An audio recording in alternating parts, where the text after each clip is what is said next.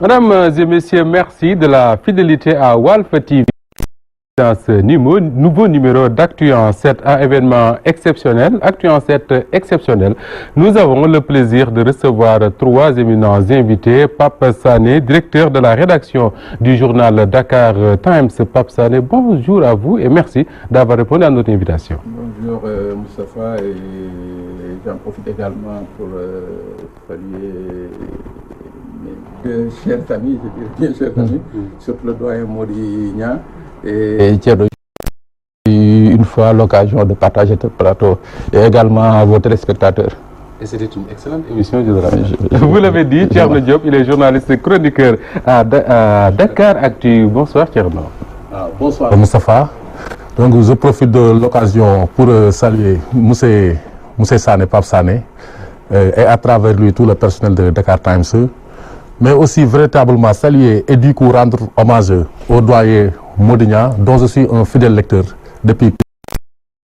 C'est un grand plaisir, professeur Mody Niang, de vous recevoir sur ce plateau d'Actu en 7. Merci d'avoir répondu à notre invitation. C'est un grand plaisir d'être venu et surtout de profiter de l'opportunité pour connaître physiquement mes amis, aussi bien Thierno que Pape. On se connaissait par voie de presse, etc. Dakar Actu, je connais, je lis régulièrement.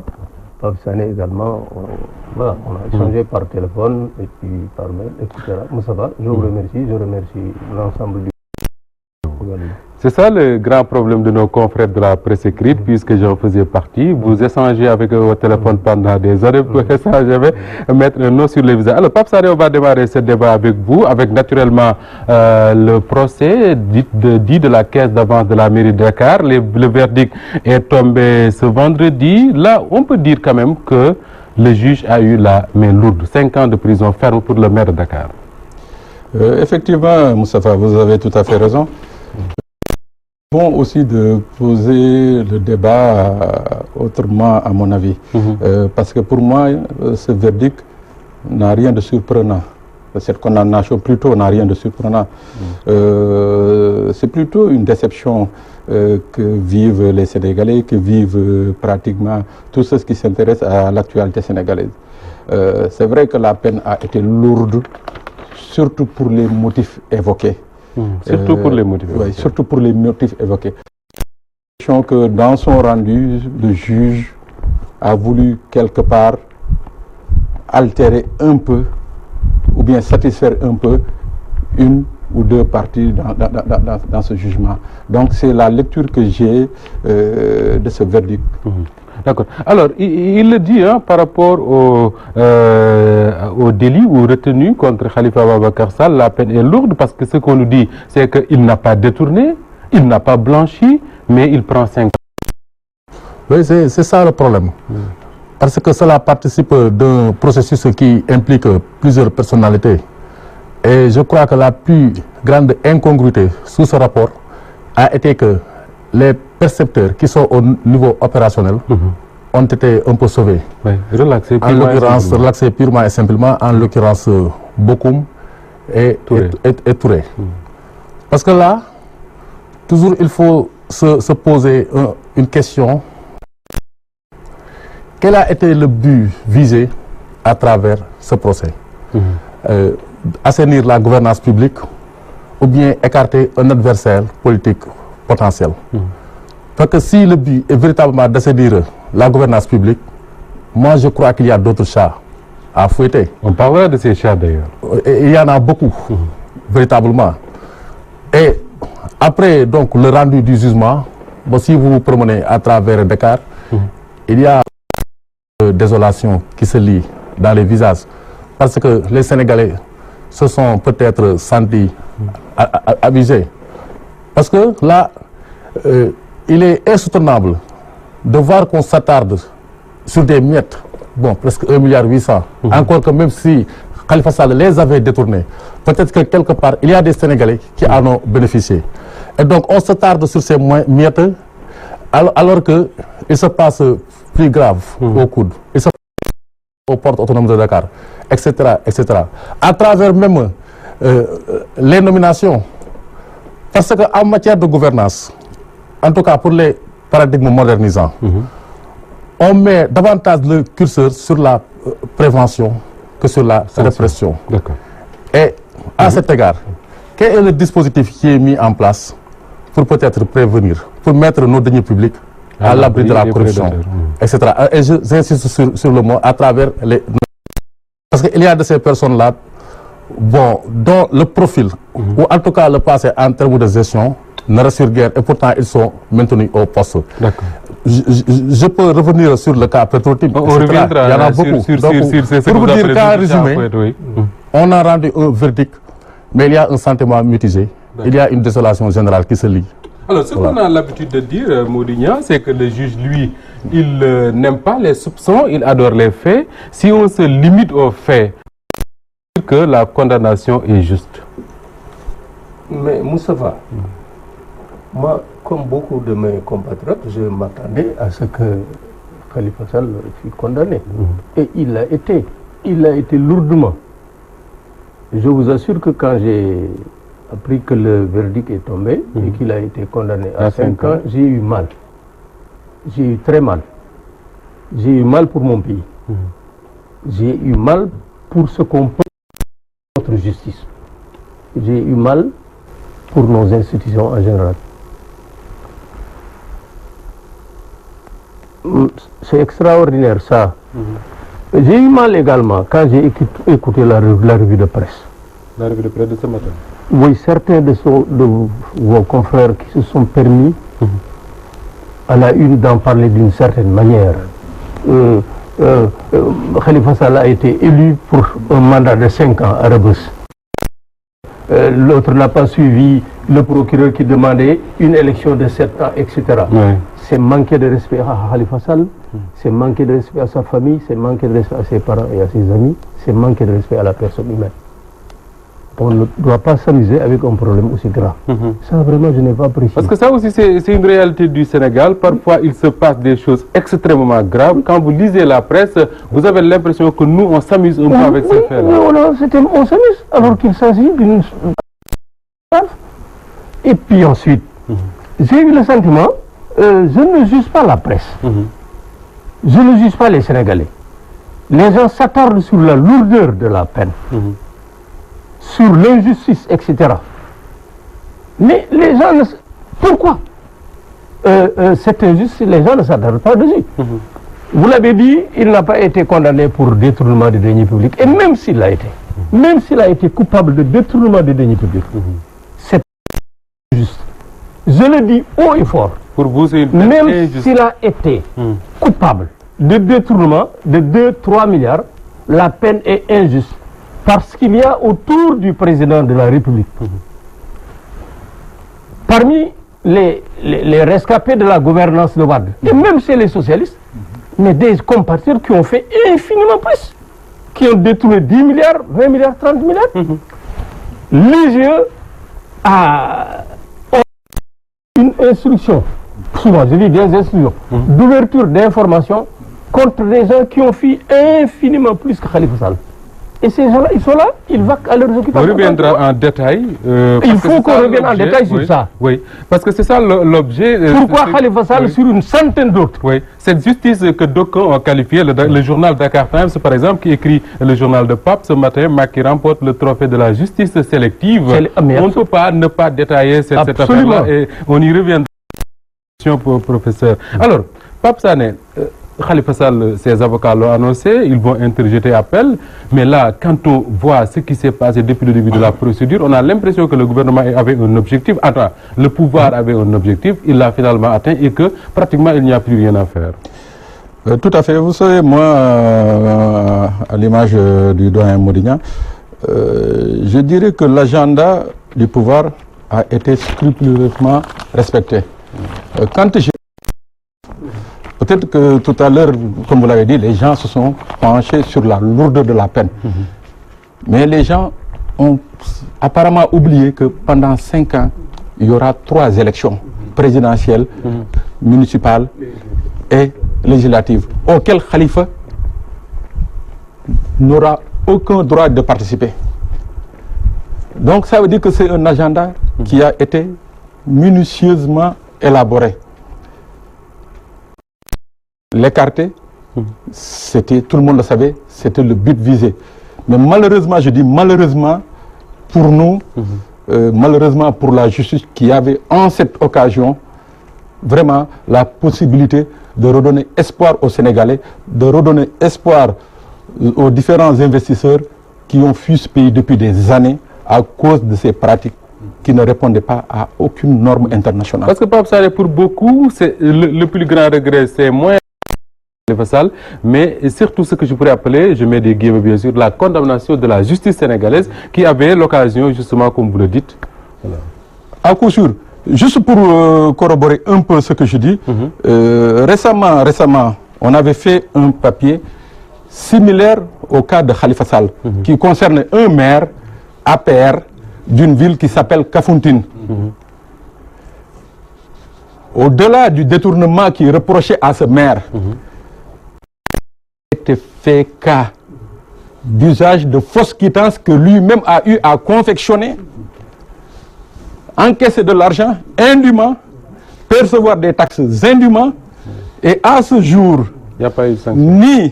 Ni je dis bien, ni le sous-préfet de la localité, ni le préfet de la localité, ni le gouverneur de Ziguinchor, encore moins le percepteur du département de Bignona, n'ont pensé à prendre des mesures concernant cette décision.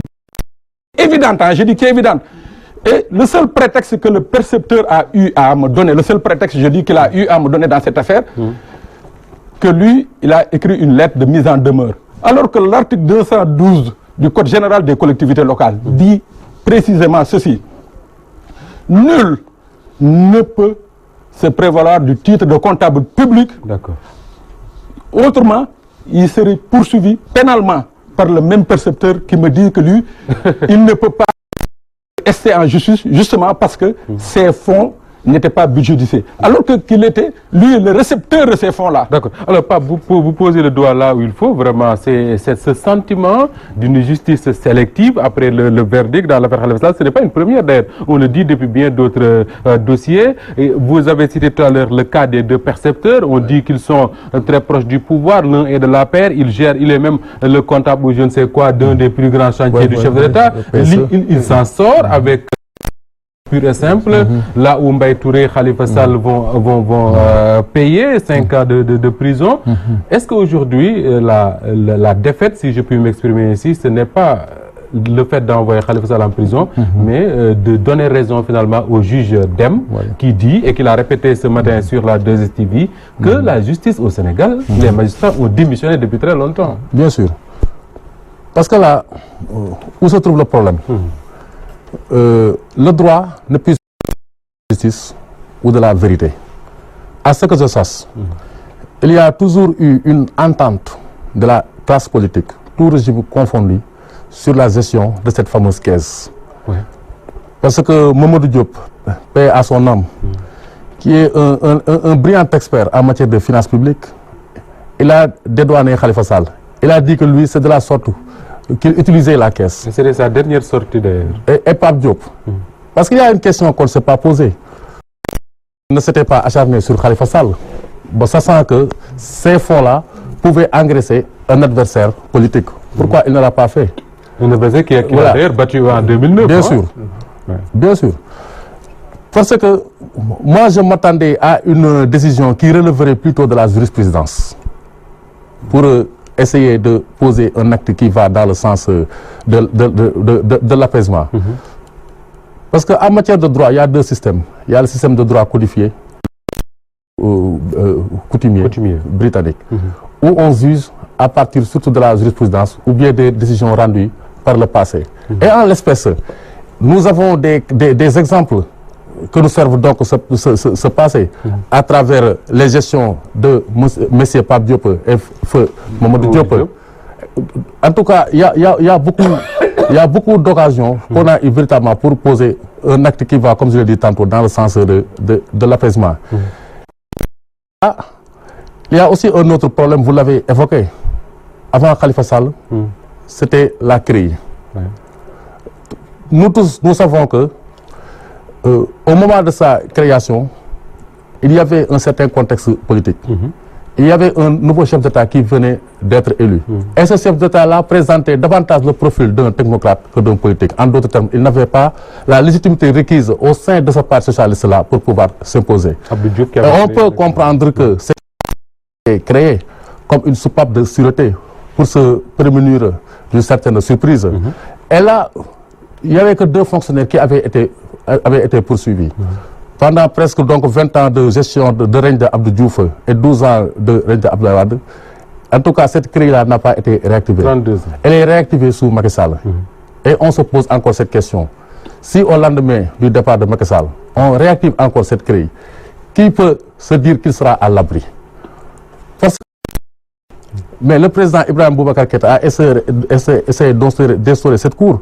Mais ce qui s'est passé là-bas, c'est qu'il y a eu une levée de bouclier du syndicat principal de la fonction publique malienne pour dire non. Et il a reculé. D'accord. Voilà, etc.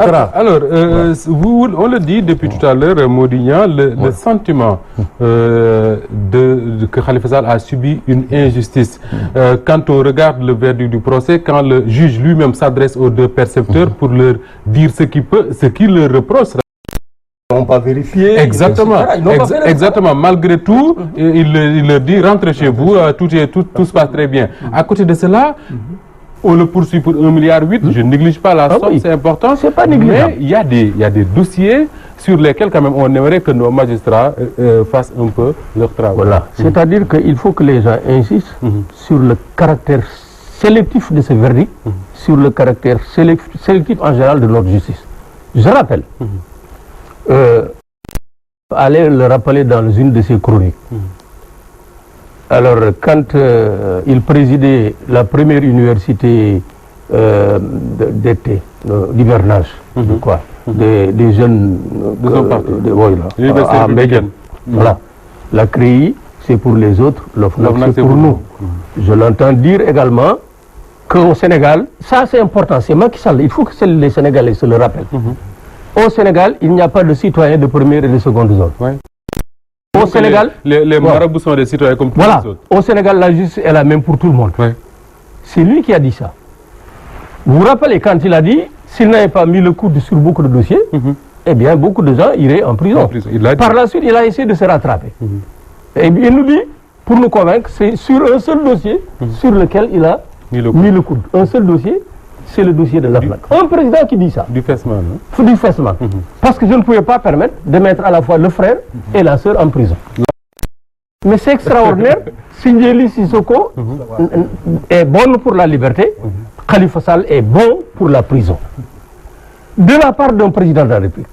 Donc voilà ce président de la République donc, qui c'est extraordinaire ça. Le dossier, je l'ai gardé, j'ai mis le coude.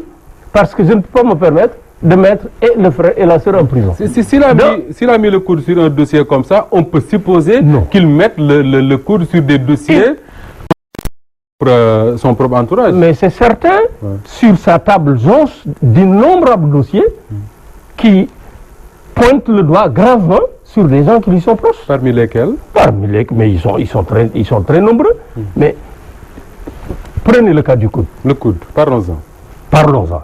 Je vous assure que ce qui se passe au coude dépasse l'entendement. J'ai consacré 2 contributions à ça, au pillage systématique du coude. Mais ce que j'ai dit, eh bien, c'est les quelques rares arbres qui cachent la forêt. Ce qui s'y passe dépasse l'entendement.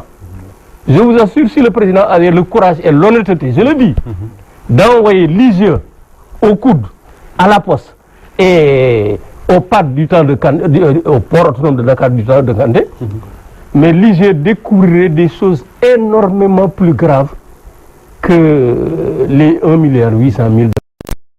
Et le président ferme hermétiquement les yeux sur cela. Et vous vous rappelez, l'IGE qui a été fouillé dans la gestion de Khalifa, il a fait 18 mois. Oui, 18 mois. Dès qu'il a terminé, ça aussi il faut que les Sénégalais se le rappellent. Dès qu'il a terminé, eh bien le rapport a été transmis immédiatement au procureur de la République, qui a saisi immédiatement le juge et lequel juge a déclenché. Ce que Pape dit, c'est un agenda bien préparé. Les hostilités. Oui. Alors que quand le président lui transmet ce dossier, il a sous son coude des dossiers infiniment plus graves. Il faut que les Sénégalais le sachent. Quand le procureur transmet rapidement le dossier au juge, il a sur sa table, lui le procureur, des dossiers infiniment plus, y compris un dossier qui incrimine gravement le directeur général du COUD. Ah oui. Quand le juge déclenche les poursuites avec diligence également, il lui-même, le juge, a des dossiers qui sont infiniment plus graves que le dossier de Khalifa Sall. C'est sur ça que les Sénégalais doivent insister. Nous avons à la tête de notre pays un président de la République manifestement partisan, profondément partisan et également profondément injuste. Ça, il faut que les Sénégalais le sachent. Profondément partisan, il n'a Dieu que pour son clan, qui comprend son parti, sa famille et Beno. Et je termine. Allez-y. Et que les Sénégalais le sachent également, partisan, injuste, et pour lequel également la parole n'a aucune valeur. Ça aussi, il faut que les candidats le sachent. Il envoie en prison qui il veut. Oui. Ce n'est pas sérieux. Les Sénégalais, quand même, c'est comme ils ont perdu leur capacité d'indignation. On parlera justement de la responsabilité des citoyens que nous sommes par rapport à ce fait-là, parce que Maître Khassimou Touré, avocat de la défense, l'a rappelé hier, le combat pour l'indépendance de la justice, ce n'est pas le combat des avocats ni des magistrats. S'impliquer, mais on a l'impression que même quand le juge Dème fait sa sortie, on nous dit qu'il veut faire de la politique, mais il est libre de le faire quand il le veut. Absolument. Alors, le sentiment d'injustice, Pape Sané, le président, il le rappelle, Modignan, il a du mal à s'élever au-dessus de la mêlée quand il a à côté de lui le port autonome de Dakar, la Poste dont le directeur est devenu un recruteur de lutteurs pour faire la promotion de la candidature de Macky Sall. Le coude à côté, on se dit, mais mon Dieu, Khalifa Sall en prison pour ça. Tout à fait, mais vous savez, moi, ce qui m'indigne dans cette affaire, je dirais plutôt par rapport déjà aux Sénégalais, comme l'a dit tout à l'heure le doyen Modignan, mais je parlerai plutôt de nos leaders politiques de l'opposition. Moi, je me demande, il m'arrive de me poser des questions, à savoir à quoi ils pensent et qu'est-ce qu'ils attendent vraiment,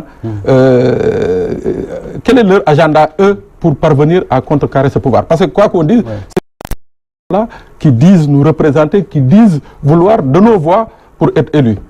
Mais imaginez un peu, comme l'a dit tout à l'heure doyen, imaginez un dossier comme le dossier du port où Cheikh Kanté a été impliqué. Ça dit, il n'y a même pas il n'y a rien à cacher dans cette affaire-là.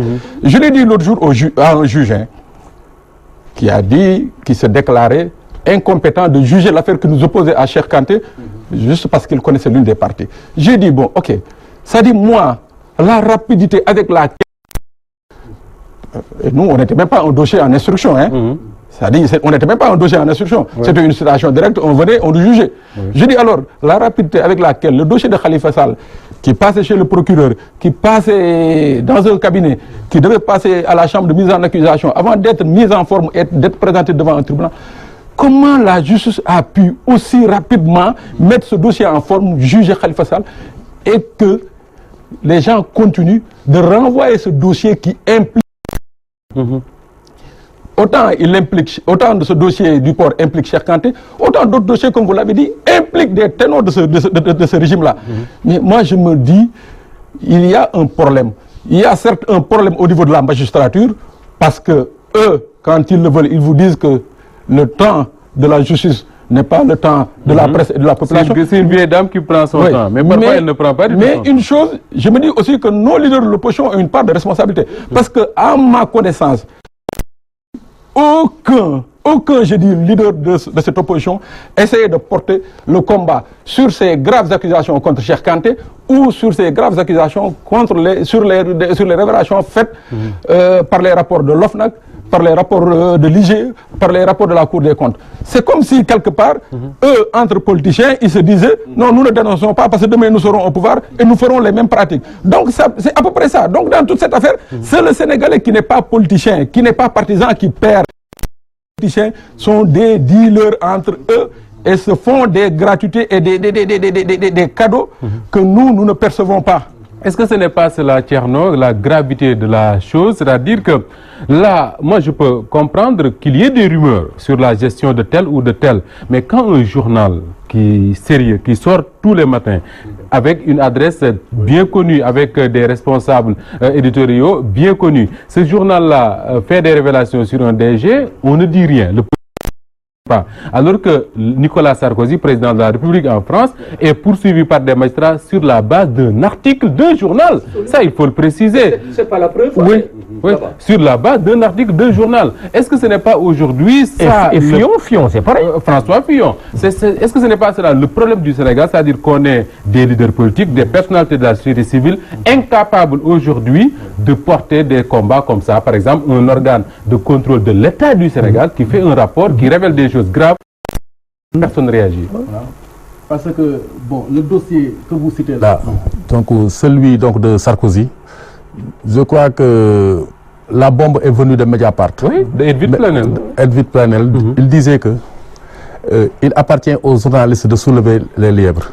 Mais après les avoir soulevés, il appartient aux populations, aux hommes politiques, de les attraper. Ouais, il l'a dit. Et malheureusement ici, on a beau soulever les lièvres. Personne ne se lève. C'est ça le problème. Bon, maintenant, pour ce qui est de la responsabilité des hommes politiques, bon, moi, je peux un peu essayer d'appréhender la situation. On est en période de recomposition politique. Parce qu'actuellement, qui est dans l'opposition? Bon, ça dit qu'il y a le PDS, qui est peut-être avec ceux qui le combattaient récemment. On ne peut pas donc empêcher les hommes politiques de commander. Il y a en tout cas des jeux. Bien sûr, ce jeu doit avoir ses limites. Si tant est qu'on accepte que ce qui doit être mis en avant, c'est l'intérêt supérieur de la nation. Et que je souscris à ce que dit Moussa Sané, qu'ils se font parfois de petits meurtres entre amis et se retrouvent quand l'occasion se présente. C'est-à-dire qu'ils s'embrassent le matin et s'embrassent le soir. Ça, c'est un problème. Parce que pour en revenir au cas Khalifa Sall, on parle de 2,8 milliards. Et les fonds politiques, on a... Du chef de l'État. Oui, moi je me souviens que Souad, à un moment donné, Souleymane Ndéné Ndiaye en avait parlé en des termes qui incriminent Landing Savané.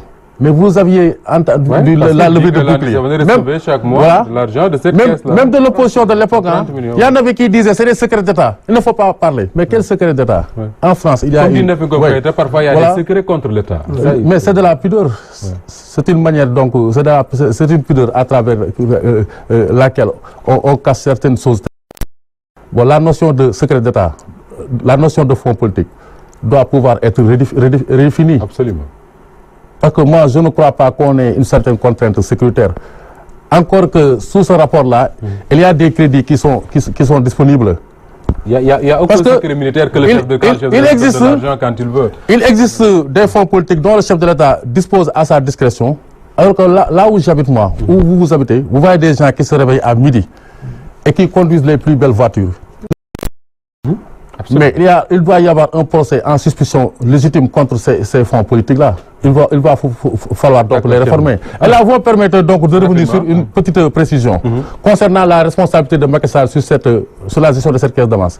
Idrissa Seck a fait une révélation. Il a dit que, alors qu'il était ministre de l'Intérieur... Oui, il a dit hier sur Wolf d'ailleurs que c'est Macky Sall qui a assuré son intérim et qui a signé le décret réorganisant. Donc au moment de son élection il savait tout. Mais au moment de son élection en 2012, il était au courant de la fameuse caisse et gérée.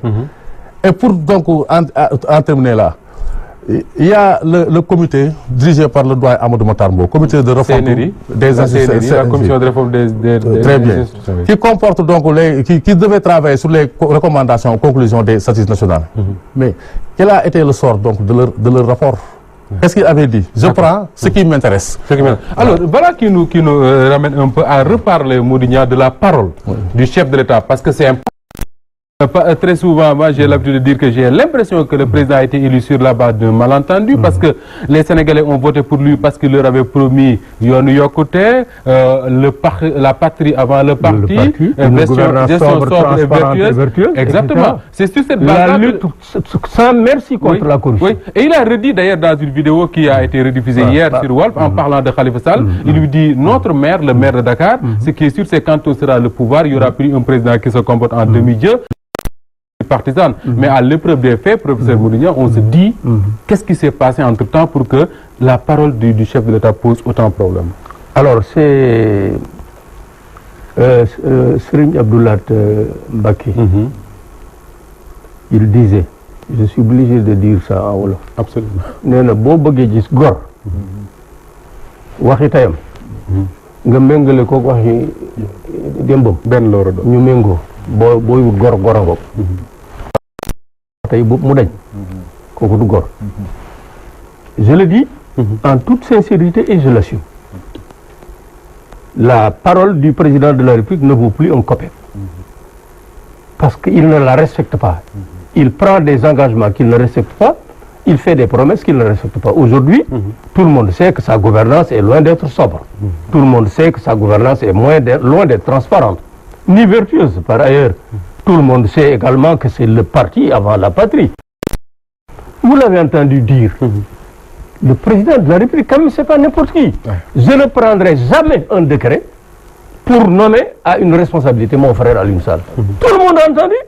Et un beau matin, il signe un décret pour le nommer à la tête de l'institution, l'une des institutions les plus importantes du Sénégal. Très liquide. La caisse de dépôt et de très liquide. Très liquide. Voyez-vous.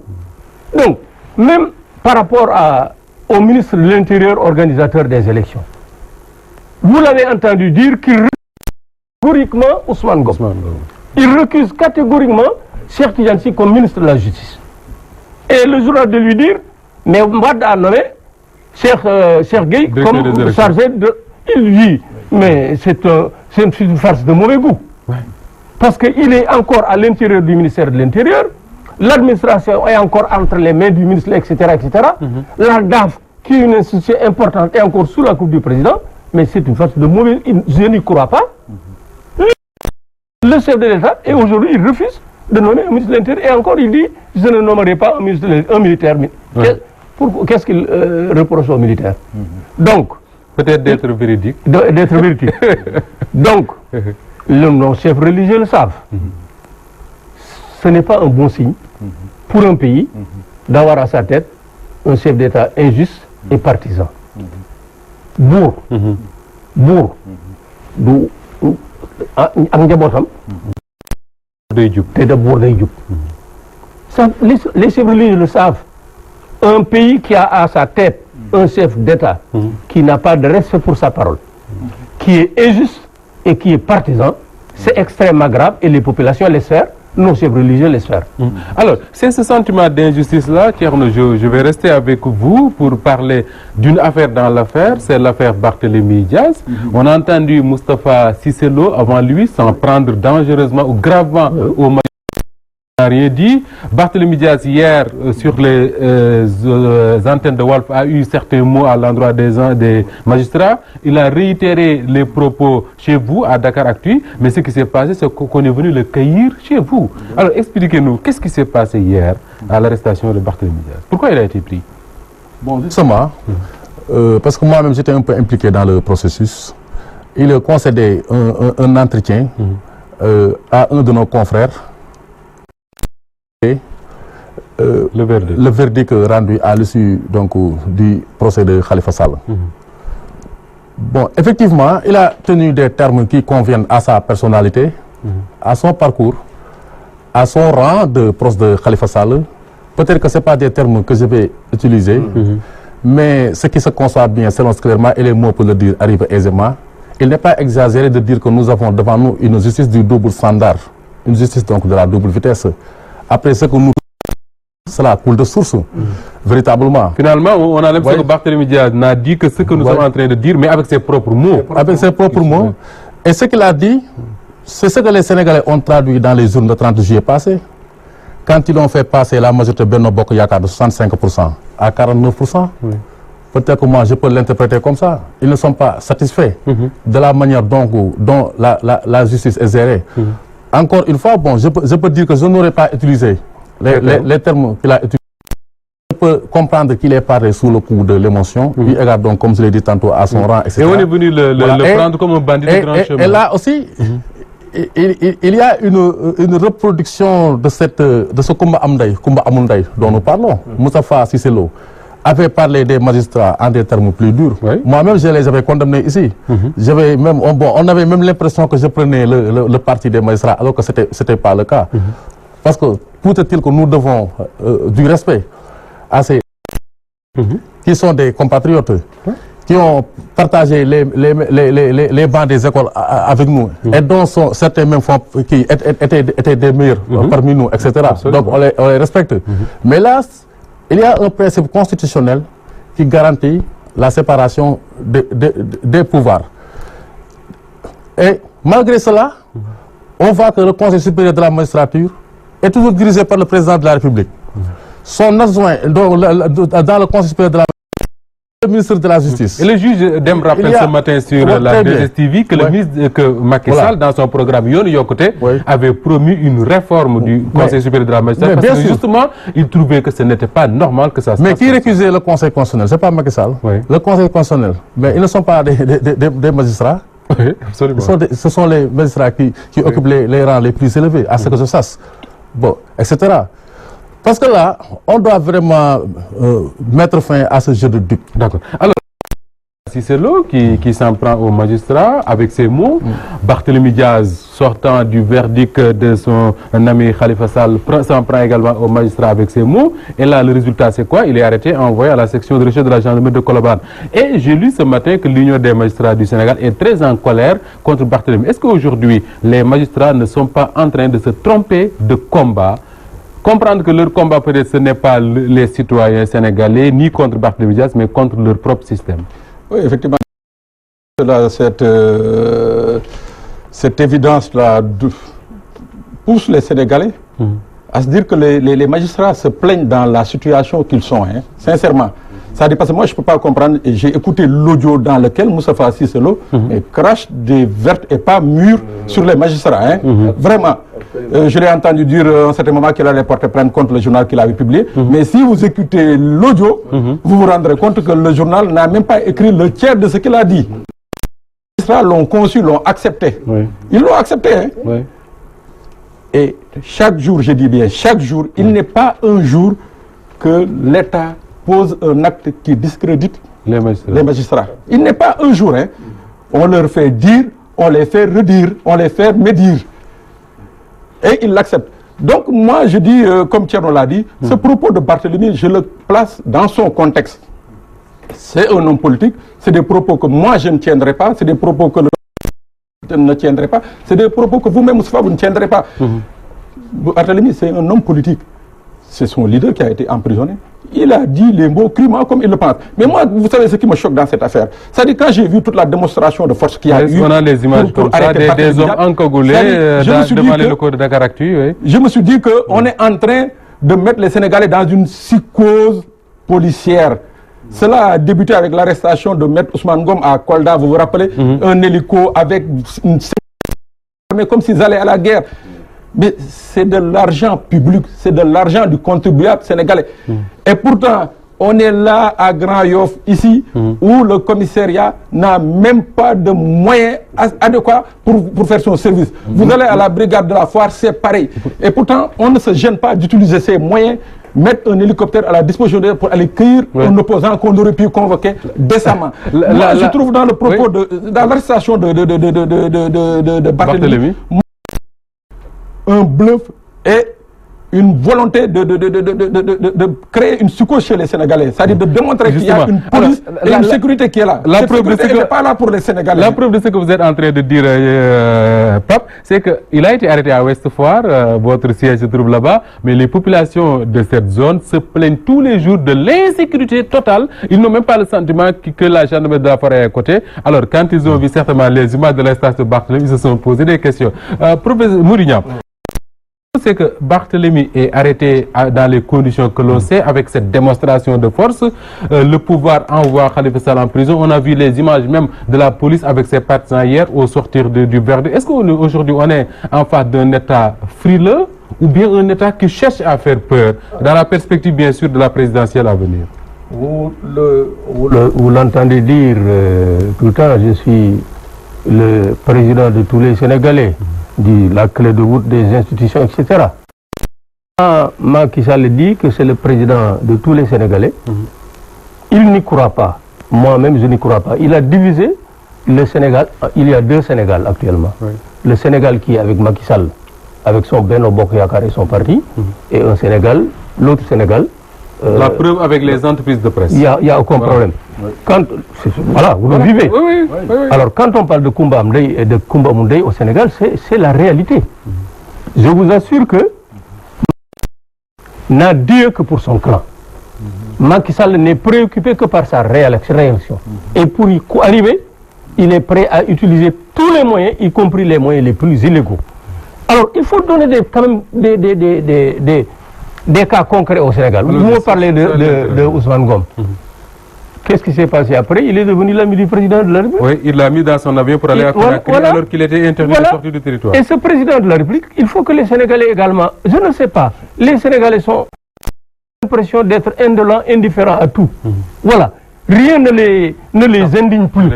Le président de la République qui est allé à Kaffrine bénir publiquement la transhumance et qui profite de la présentation de condoléances pour décrocher des transhumants. Il a essayé avec ça n'a pas... Comment tu peux... Un président, il l'a fait avec Ousmane Ngom, quand Ousmane Ngom a perdu son père ou sa mère. Il l'a fait avec Moudi Diagne Fada. Il l'a fait avec le dernier, Bamba Ndiaye. Maintenant, des malheurs des gens pour décrocher des transhumants. Et là, personne ne doit comprendre ça. Et je ne comprends même pas d'ailleurs ce qui c'est Moudi Diagne Fada. Moi, j'aurais dit au président de la République, ce n'est pas le moment. J'ai perdu mon père. Ne me parlez pas de cela. Donc, voilà un président de la République qui profite du malheur des gens pour décrocher des transhumants. Il faut que les Sénégalais le sachent. Il n'est pas le président de tous les Sénégalais, il est le président d'une partie des Sénégalais. Et le président de l'Union des magistrats du Sénégal, ce matin seulement, on sait que la justice n'est pas indépendante. Tout le monde sait que la justice est sélective. Tout le monde sait que notre justice là est injuste. Et je reviens sur le Fesman pour donner un cas concret. Allons-y. Quand il dit, en réalité, Sindiély a bon dos, ce n'est pas pour ne pas mettre Sindiély seulement en prison qu'il n'a pas transmis le dossier. Alors pourquoi? Le dossier est profondément grave. Vous savez que le budget provisionnel de ce Fesman, c'était 5 milliards. À l'arrivée, on était à 90 milliards. Et on a multiplié le budget par près. tout au long du processus, le ministre de l'économie et des finances de l'époque, Abdoulaye Diop, les Sénégalais passent sur ça, est allé emprunter auprès d'une banque 15 milliards de francs CFA, sous prétexte que c'est pour payer les différentes prestations. Et je comprendrais que l'argent soit versé dans un compte public. Sont versés dans le compte d'un privé, en l'occurrence Lumdiaye. Je vous assure, 15 milliards. Et quand l'IGE a fait son contrôle, mais les milliards se sont volatilisés. Et le rapport public a demandé expressément l'ouverture d'une information judiciaire contre celui-là pour les 15 milliards détournés. Au-delà de la personne de Sindiély, il y a plus grave dans le... Il n'a pas transmis celui-là. Mais le rapport public de 2016, nous sommes en 2018, le rapport public 2016 de l'IGE dort encore là-bas. Dans son bureau. D'après mes informations, il a dit qu'il n'est pas question que le rapport sorte. Qu'est-ce qu'il y a dans ce rapport? Les Sénégalais doivent se poser la question. Moussa, le président de la République, de source sûre, a refusé que le rapport de l'IGE de 2016 sorte. Qu'est-ce qu'on cache? L'OFNAC n'a pas produit jusqu'à présent son rapport de 2016. Et j'ajoute, il faut le dire, ce que les gens font. Ton confrère là, avec qui j'étais invité la dernière fois, comment il s'appelle encore? Mame Goor Ngom. C'est pas Mame Goor Ngom, l'autre, il est de chez vous. Je voulais le nom un peu compliqué. Pape Ndiaye, Georges Dessa Diop, Ibrahima Anne. Ce qu'il... Mame Birame Wathie. Wathie. Oui, Mame Birame Wathie. Dans une édition de Walfadjri. Oui. Il fait le compte-rendu d'une conférence de presse donnée par le chef de cabinet de M. Abdoulaye Daouda Diallo, ministre de l'Intérieur. Il dit, sur instruction du ministre de l'Intérieur, le directeur général du COUD a recruté d'un coup 400 jeunes de Podor. 400. Et quand les contrôleurs de l'OFNAC sont allés là-bas, ils ont pu quand même en relever au moins 150 qui étaient de Ndioum, dont le directeur du COUD et le maire. 155. Et quand ils sont arrivés, ils ont trouvé des temporaires qui ont fait là-bas 10 ans. Ils leur donnent un salaire de 70 000, alors que les premiers qui ont fait 10 ans ont 40 000. Ils ont protesté. Il a été obligé de relever, de mettre à... Ça crée d'énormes problèmes de matériel. Et le COUD a des problèmes pour payer des salaires actuellement. Alors là c'est la... Et j'ajoute, ce qu'il fait, c'est ce que Sirédia fait à la Poste, avec ses parents. Et les luttes. J'ai vu qu'il recrute mais tout le monde sait, on ne dit rien. On envoie à Khalifa Sall, on le met en prison pour 5 ans. Est-ce que c'est là pas sérieux. Si on regarde le raisonnement de Moudignan, la patrie avant le parti n'en parlons plus, c'est fini. Mais ce qui inquiète aujourd'hui, c'est les Sénégalais. On a l'impression qu'ils ont perdu, Pape Sané, leur capacité même d'indignation. Parce que tout ce qui se passe là, on le dit en Wolof, on le dit en français, on le dit en Sérère, tout le monde le sait, mais on a l'impression qu'on ne peut pas. Le problème, c'est quoi? Il n'y a pas un leader capable de mobiliser les Sénégalais, Abdoulaye Wade dans son temps, ou bien c'est les Sénégalais qui ont démissionné? Les Sénégalais ont certes démissionné, mais ils ont démissionné parce que vous savez, nous aussi on a une société quand même qui est un peu spéciale. Au-delà de nos fondamentaux de société moderne, on est assujetti à certaines croyances, comme les familles religieuses. D'habitude, quand les problèmes de cette nature se posaient, on avait des leaders religieux qui prenaient leur courage pour parler aux Sénégalais et parler à l'État. Donc, on n'a plus ça. Et plus on avance, les moyens de la technologie aidant, les Sénégalais ont commencé à se rendre compte que ces leaders politiques, en fait, qui étaient là il y avait un certain temps pour parler au nom des Sénégalais, ceux qui sont là, ceux qui les ont succédés, ne sont plus à cette hauteur, ne sont plus à cette dimension. C'est-à-dire, ceux qui pouvaient du temps, comme par exemple Mme Abdou Abdoulaye Mbake, qui pouvaient se lever, prendre des décisions, les divulguer, les rendre publics, malgré les faibles moyens de communication qu'il y avait à l'époque. On n'a plus ce genre de leader religieux. Donc maintenant, le Sénégalais, que le politique envoyait souvent, le politique qui sollicitait souvent le religieux pour calmer le Sénégalais, ce religieux est maintenant quasiment ignoré par le... Est-ce que là, ce n'est pas véritablement le risque qu'encourent tous les pouvoirs au Sénégal? C'est-à-dire que si on perd ces relais-là que constituaient les religieux capables de dire aux Sénégalais, le 23 juin, il y a des religieux qui ont élevé la voix pour demander au Sénégal de rentrer chez vous. Si vous dites que ça n'existe pas et qu'il n'y a aujourd'hui plus de leaders politiques capables de mobiliser les Sénégalais autour de leur seule personne, comme le faisait Abdoulaye Wade, est-ce que ce n'est pas cela le véritable risque? C'est-à-dire que s'il y a débordement demain, qu'il n'y ait personne ou bien pour calmer les foules. Mais vous savez, l'État, chaque fois... Parce qu'on a vu ça dans d'autres pays. Hein? Non, mais vous savez, l'État, chaque fois qu'il sera dans une position inconfortable, il mettra les moyens pour faire sortir ces religieux. En fait, c'est ça le drame. Je l'ai dit une fois ici sur ce plateau, dans tout ce jeu, ce sont les citoyens qui perdent. Parce que les religieux... Parce que laissés à eux-mêmes. Ont compris que maintenant, leur pouvoir, il fallait le monnayer, puisque les politiciens les ont montré que tout se monnaie.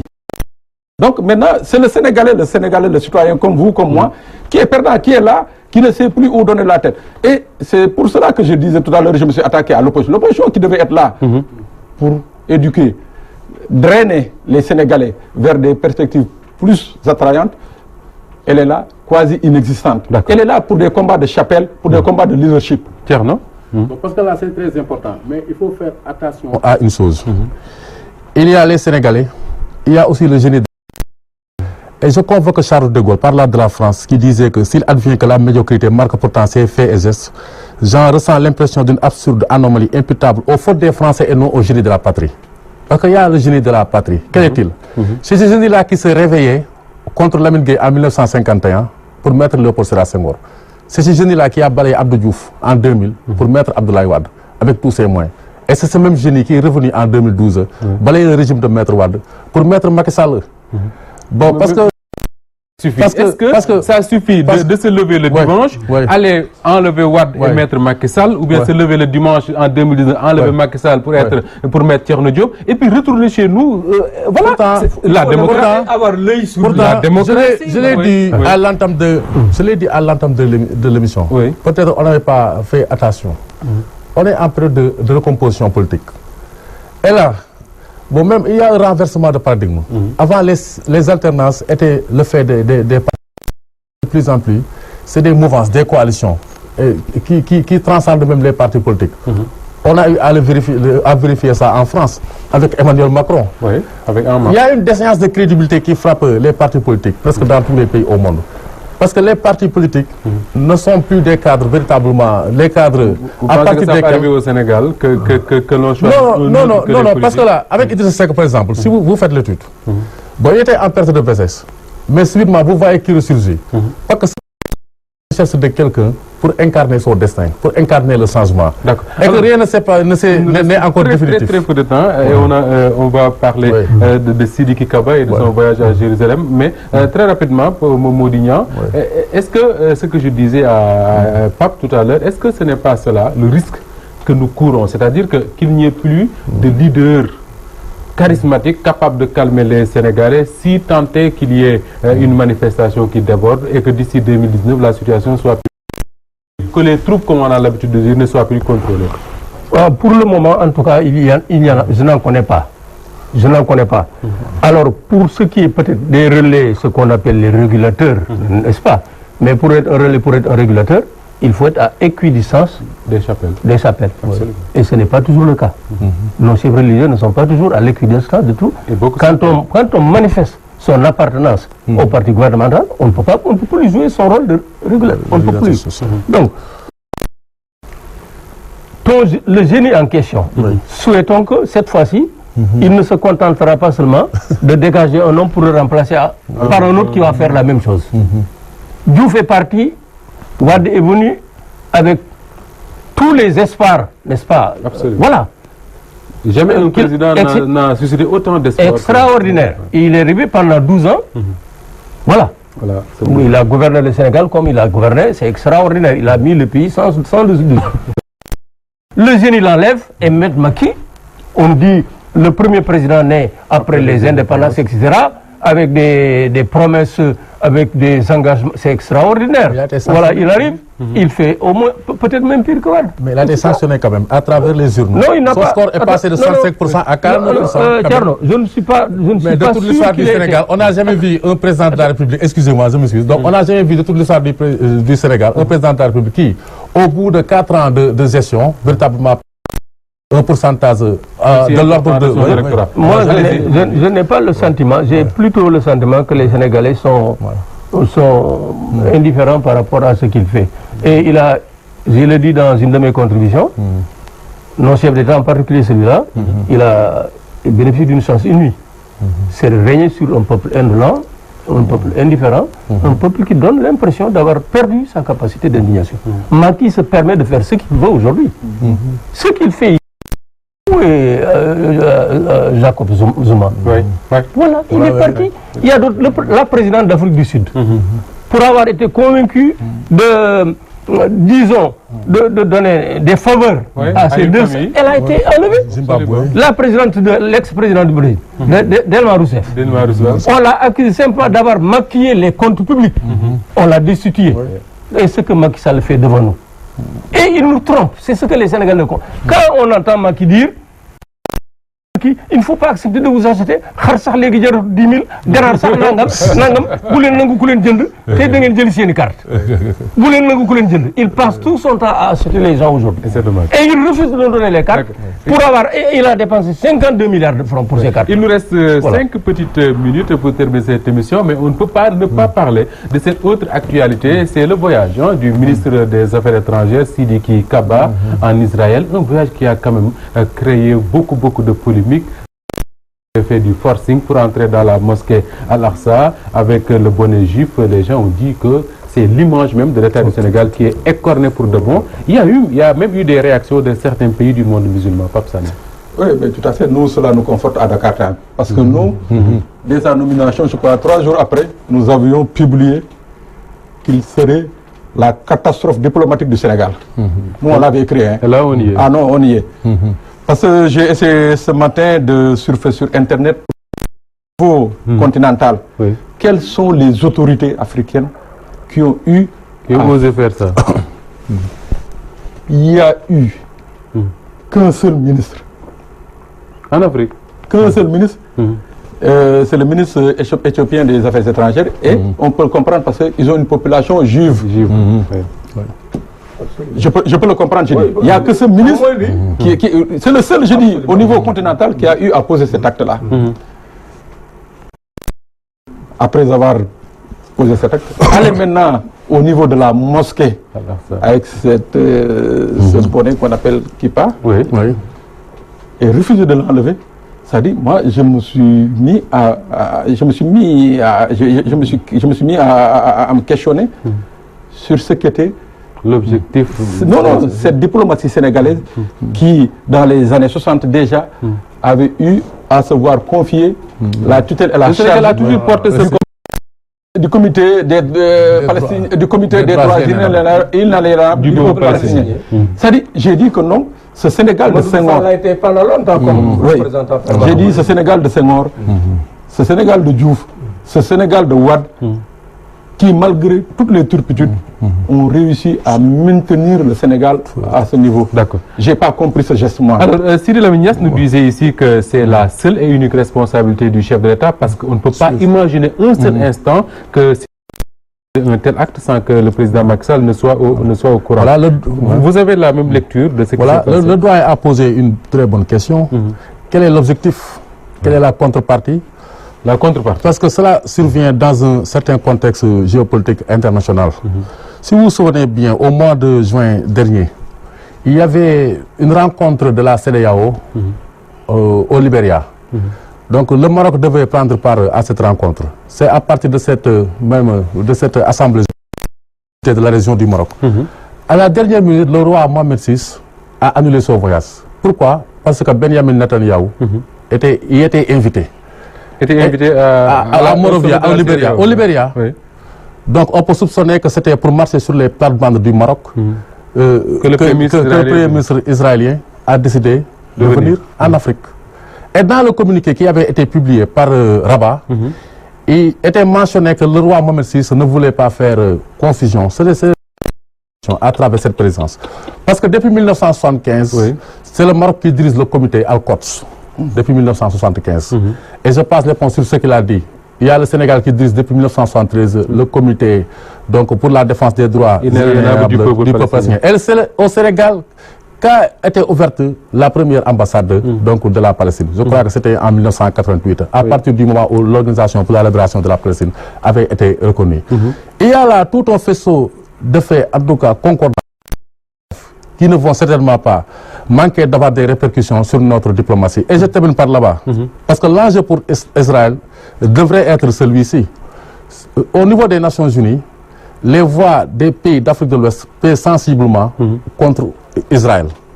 Et c'est peut-être pour convaincre ces pays que Benjamin Netanyahu est en train d'opérer ce rapprochement et que la présence marocaine au niveau de la CEDEAO pourrait être un facteur bloquant. Mais maintenant, bon... vont nous permettre cette intrusion dans un jeu géopolitique que nous ne maîtrisons pas, ça peut être très grave. Voilà. Alors, le Sénégal, diplomatiquement parlant, dans le monde musulman surtout, c'est pas n'importe quel pays, c'est important. Alors, on a toujours eu une position qui faisait même l'unanimité pour tous les Sénégalais, la diplomatie, tout le monde défendait les positions du Sénégal, mais là, on a l'impression que tout est à terre. Quelle est aujourd'hui la responsabilité de ceux qui nous dirigent par rapport à cette situation? Que